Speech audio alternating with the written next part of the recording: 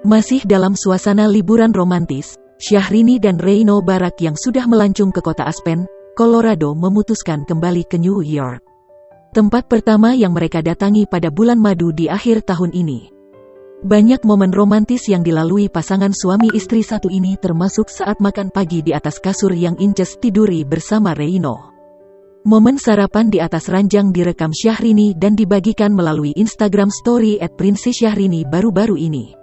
Perlakuan Reino Barak saat menemani Syahrini sarapan pun terekam. Reino tampak melumurkan saus pada pancake yang ada di piring Syahrini.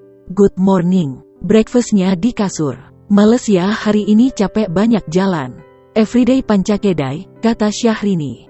Dikutip banjarmasinpost.co.id dari IG Story @princessyahrini, Senin, tanggal 29 November tahun 2021.